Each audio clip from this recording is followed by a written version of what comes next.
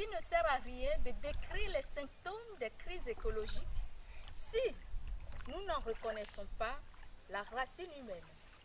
Il y a une manière de comprendre la vie et l'activité humaine qui a dérivé et qui contredit la réalité jusqu'à le nuire.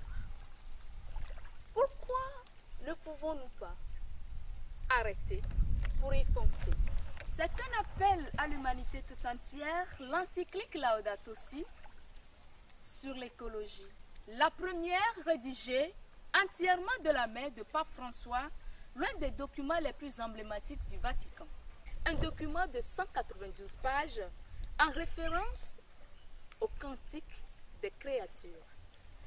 Une prière que Saint François d'Assise, dont le pape a choisi de porter le nom, avait consacré à la nature. Ce saint qui prônait le respect de la créature divine est d'ailleurs considéré comme le patron des écologistes. Et oui, dans ce numéro spécial, premier de l'année 2022 de l'émission Écologie et Conscience, nous allons nous plonger dans l'encyclique Laudato Si du pape François qui place au cœur de son principe l'écologie intégrale. Nous ferons cette immersion ensemble avec notre révérend Père Célestin Kofi Amaglo, aumônier du CHU Sylvanus Olympio de Lomé. Et bien évidemment, vous nous recevez depuis le village et puis au bord du lac Togo.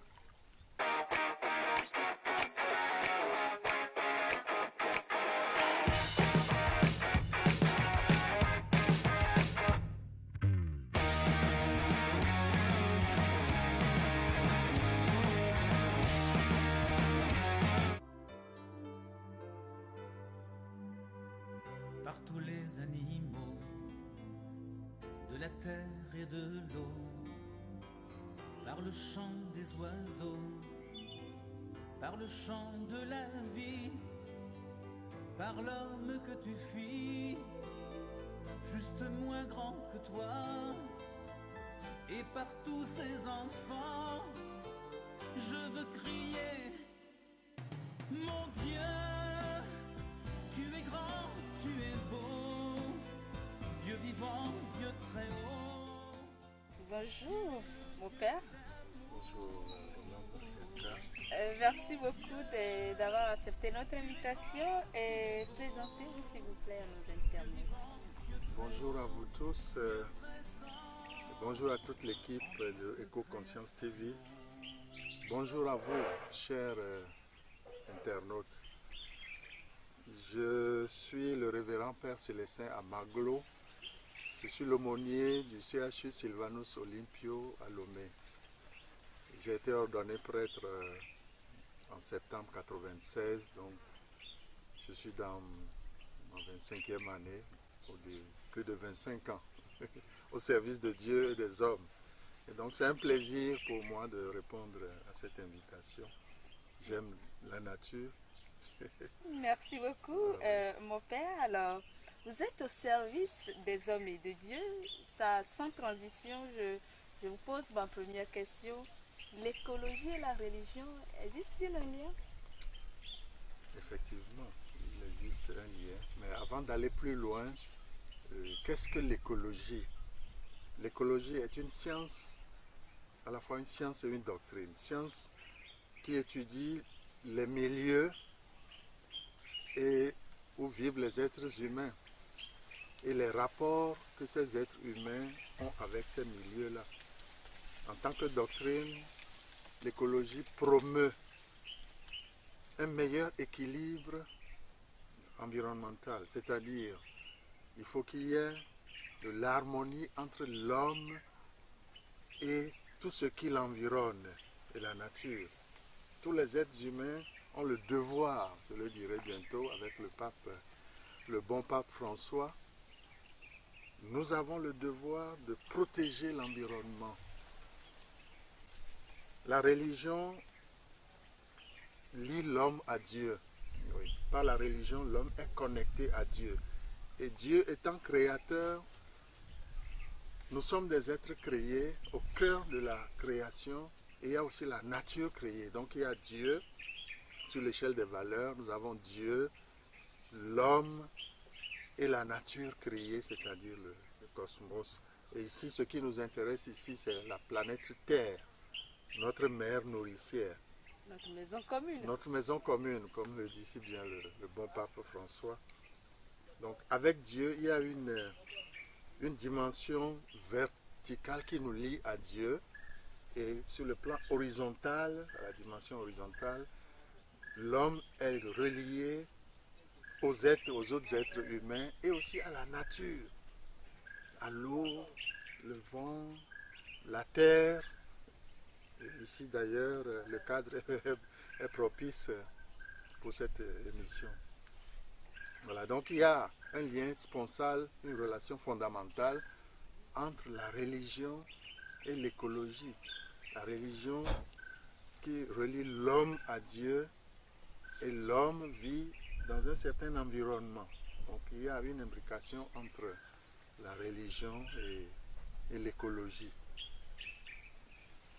Voilà ce que je peux... Voilà. Le 18 juin 2015, le pape François a publié une encyclique dont le titre est Laudato Si. Loué soit-il. La première encyclique consacrée par un pape à l'écologie. Que représentait pour vous cette encyclique et comment l'Église catholique aujourd'hui voit les défis écologiques? Merci pour cette question. Laudato Si, c'est l'encyclique du pape François.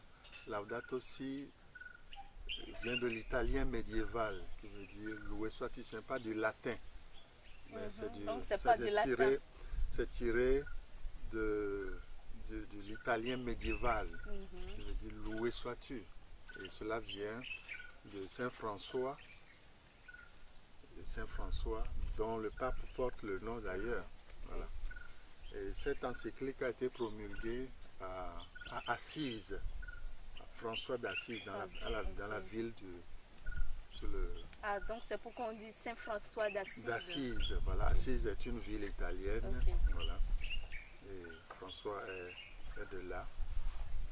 Et cette encyclique se situe dans la lignée des encycliques des prédécesseurs du pape. Il y a Rerum Novarum de 1891 sur l'industrialisation et la misère ouvrière. L'Église a toujours les yeux ouverts sur les problèmes de société. Voilà. L'Église ne vit pas en autarcie. L'Église s'intéresse en tant que véhicule, si vous le dites, si vous le permettez, qui nous lie à Dieu, mais aussi aux hommes. Dimension verticale et dimension horizontale.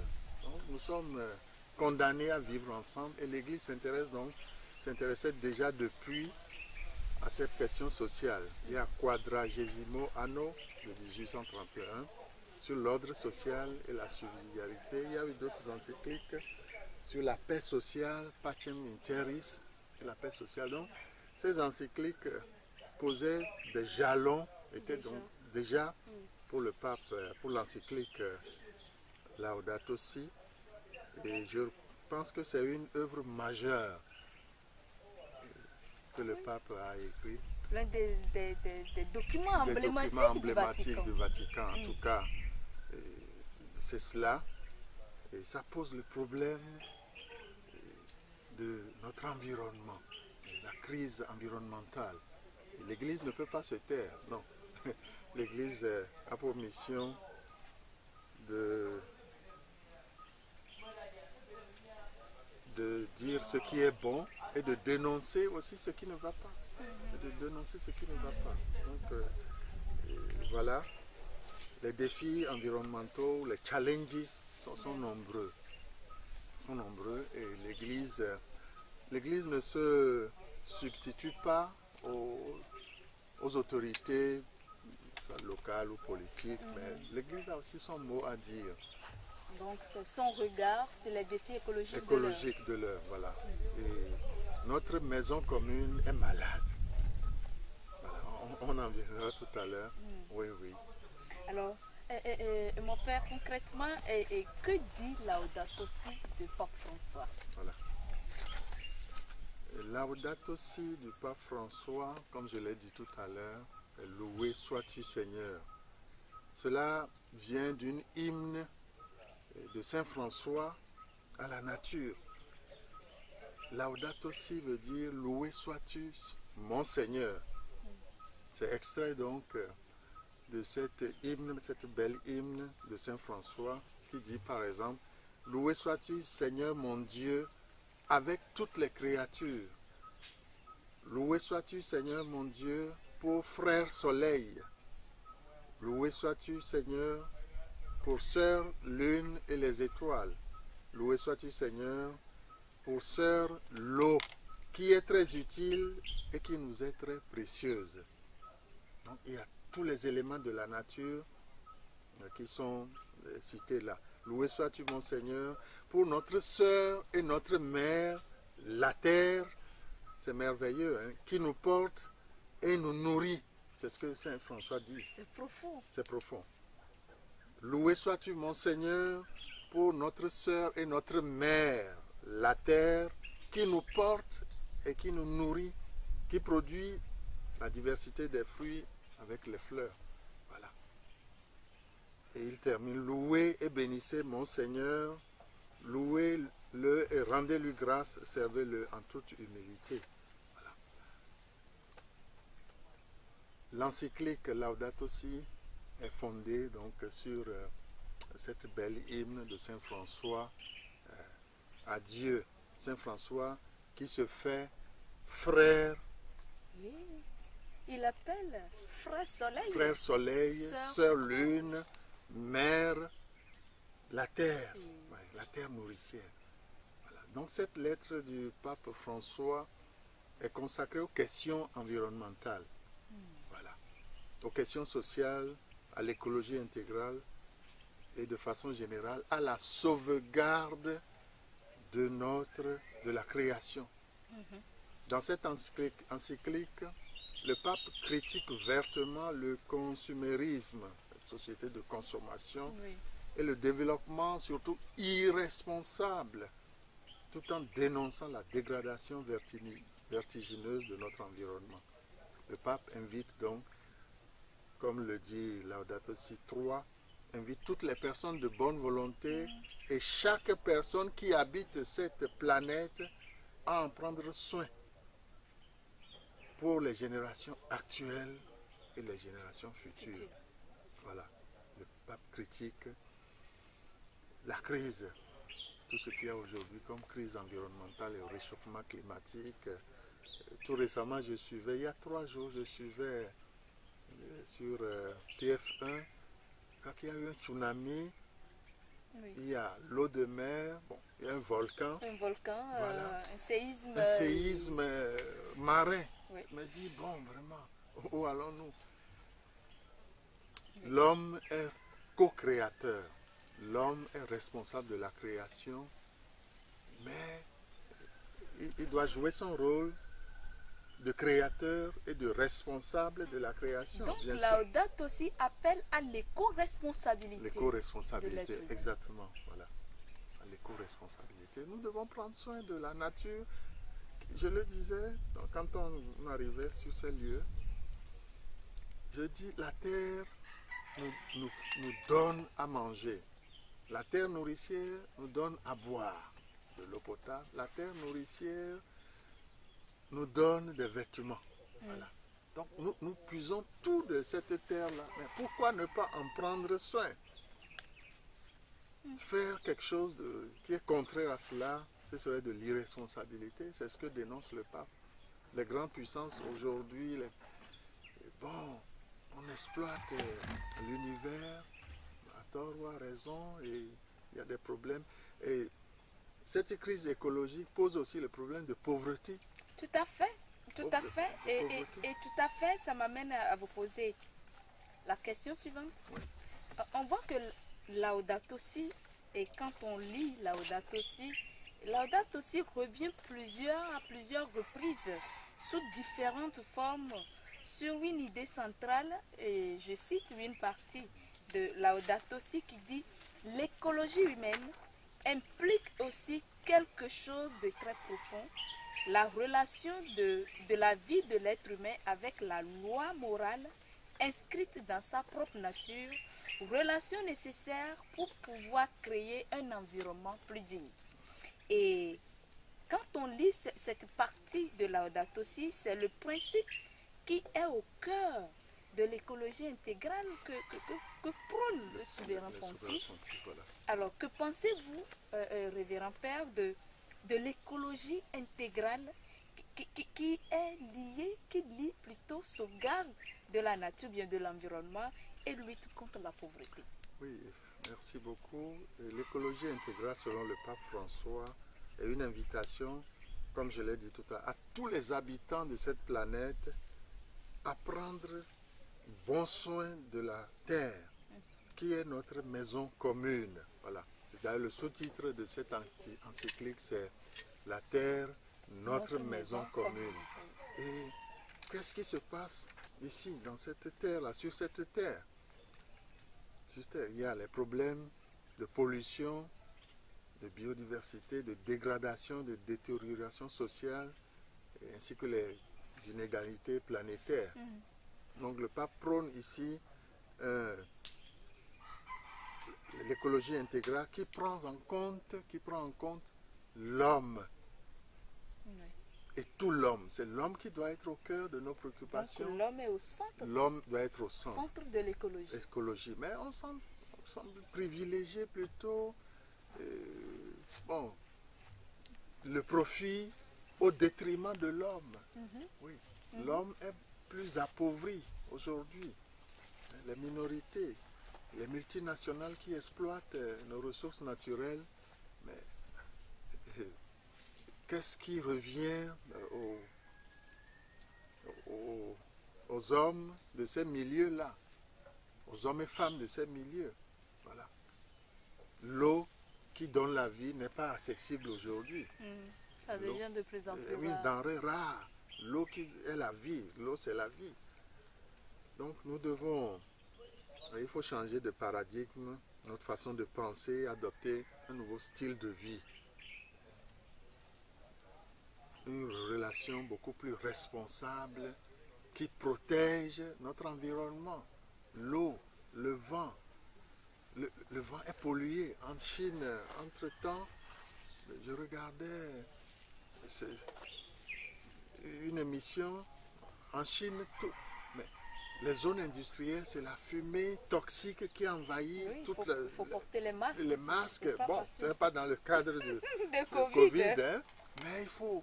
Sinon, les gens peuvent suffoquer. Tout à fait. Il y a le gaz carbonique qui est dégagé. Ça, c'est une façon irresponsable d'exploiter les ressources de la nature, les ressources naturelles. Donc, je pense qu'il faut adopter l'écologie intégrale qui prend en compte l'homme. Et nous devons changer de paradigme. Ce nouveau paradigme, c'est un changement de mentalité, notre façon de faire. Mais n'allons pas trop loin. À Lomé, par exemple, dans les rues, il faut prendre soin de notre environnement immédiat. On jette des trucs de papier partout. Bon. En temps, j'ai interpellé une autorité du CHU, j'ose le dire. J'ai voulu même acheter des paniers là, parce que au CHU, vous voyez, je n'ai rien contre les autorités administratives du CHU, au contraire. Mais vous voyez des sacs, des sachets noirs là, des plastiques qui traînent au long des murs, au niveau des pavillons. Non, vraiment, alors c'est pas bien. qu'un hôpital doit être Vraiment, un hôpital les sachets de Pure Water qui traînent. Bon, en tout cas, je crois qu'il faut une sensibilisation. Il faut une révolution psychologique d'abord. Il faut un changement de mentalité de chacun et de tous. Le pape appelle toutes les personnes de bonne volonté et aussi chaque habitant de cette terre. Bon, on ne va pas aller trop loin. commençons par balayer notre propre maison. Commençons par rendre propre et salubre notre maison et ce serait comme... et les autres vont suivre. Les autres vont suivre. En tout cas, nous avons du boulot. Ne nous décourageons pas. On doit continuer à sensibiliser. C'est très important. Cet aspect des actions, et quelles sont les actions alors de l'Église catholique face aux défis écologiques de l'heure? Comme je le disais tantôt, il y a la sensibilisation des fidèles qui sont des citoyens. Bon, tout chrétien, qu'il soit musulman ou croyant ou adepte de la religion traditionnelle africaine, la RTA, religion traditionnelle africaine, tous nous avons le devoir de prendre soin de notre environnement immédiat. Donc il y a la sensibilisation de nos fidèles et d'organiser des campagnes de sensibilisation. Et si vous pouvez l'organiser, bon, dans nos quartiers, dans les communes, pour un éveil. Nous comptons bien travailler avec vous. En tout cas, je suis prêt. Même si vous me réveillez à minuit, je suis prêt. J'aime les questions sociales, en tout cas. La religion n'est pas exclue de la société. La religion est au cœur de la société. Les problèmes de chaque jour, nous les vivons tous. Donc, action de sensibilisation, action de dialogue avec les instances nationales et internationales. L'Église continuera à proposer. L'Église n'a pas ne peut pas décider, mais peut proposer par une voie consultative. Attirer l'attention. Voilà. Nous sommes des sentinelles. Attention, oui, ça va, ok, bravo. Mais là, ça ne va pas. Et on corrige et on avance. Voilà. Bon. Voilà nous avons... Il y a l'éducation, sensibilisation, éducation. Il faut commencer par nos maisons, dans les écoles. Oui, l'environnement, voilà. Comme c'est beau, hein. Les pieds dans l'eau, comme c'est beau. En tout cas, j'ai été tout à l'heure, ça m'a fait tellement du bien. Du bien, voilà.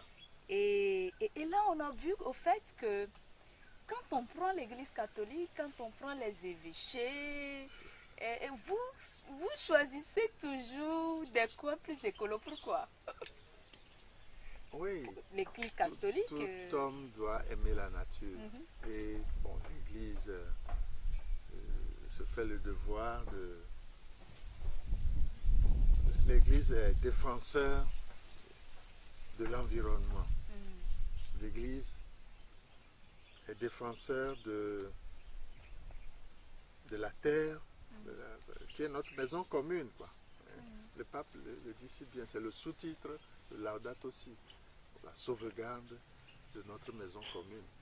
Donc, bon, pour nos temps d'oraison, de prière, on a besoin de certains cadres, les arbres, les fleurs, tout cela. Donc, être en contact avec la nature. Être en contact avec la nature, voilà.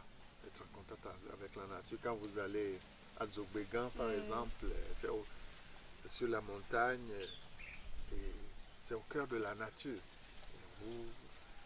Au cœur de la nature, il y a ce silence-là, et qui vous pousse à la solitude. Et quand dans la solitude, on rencontre, comme je disais, un homme spirituel anglais qui disait « In solitude, we meet God and self ». Dans la solitude de la nature, on rencontre Dieu et soi-même. Et il faut pouvoir faire la paix avec Dieu, être en bon terme, en harmonie avec Dieu, avec soi-même, avec les autres et avec tout ce qui nous entoure. Cela nous aide beaucoup en tant qu'homme de prière, homme de foi, à rencontrer Dieu. Voilà.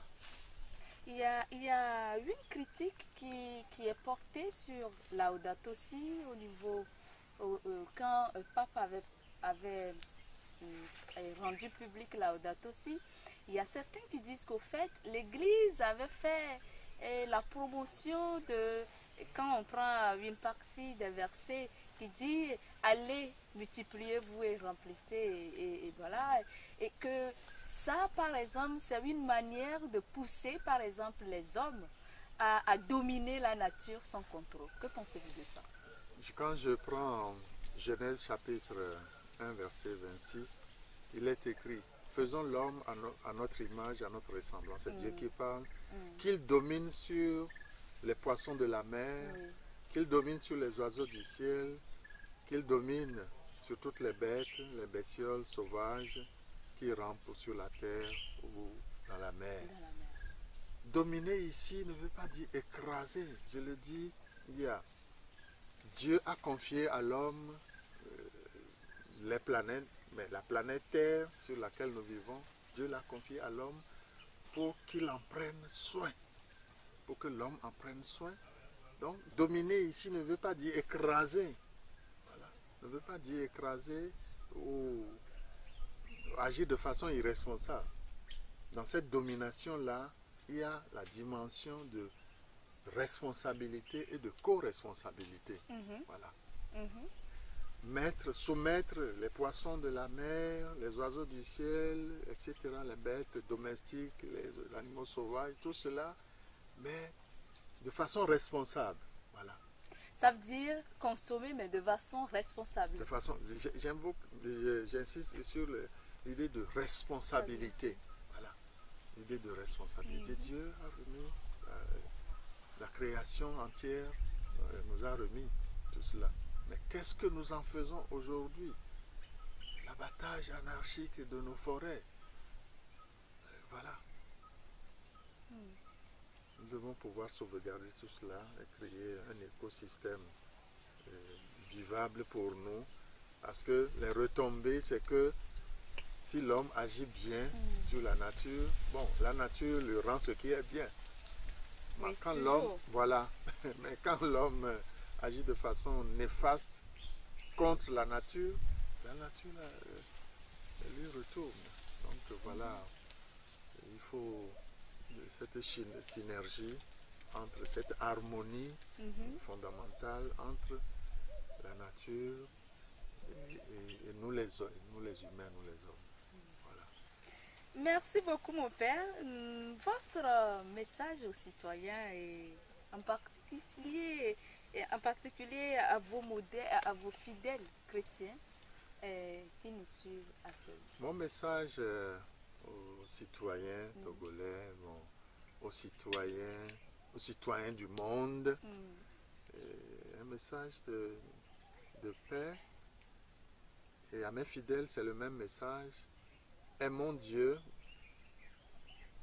aimons-nous les uns les autres, aimons et chérissons notre mère nourricière, la terre qui est notre maison commune. Prenons bien soin de cette terre-là qui nous nourrit, qui nous donne des vêtements, qui prend soin de nous. Alors en retour, prenons aussi soin de cette terre-là.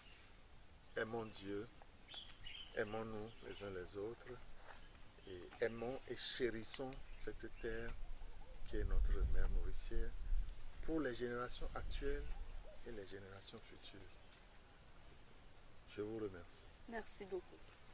Pour rappel, dans la lutte contre les changements climatiques, lors du sommet des chefs d'État en 2020, sous l'égide des Nations Unies, Pape François a exprimé les efforts engagés par le Vatican pour réduire son impact énergétique, notamment en présentant l'objectif de faire parvenir la cité-État à une neutralité carbone d'ici à 2050.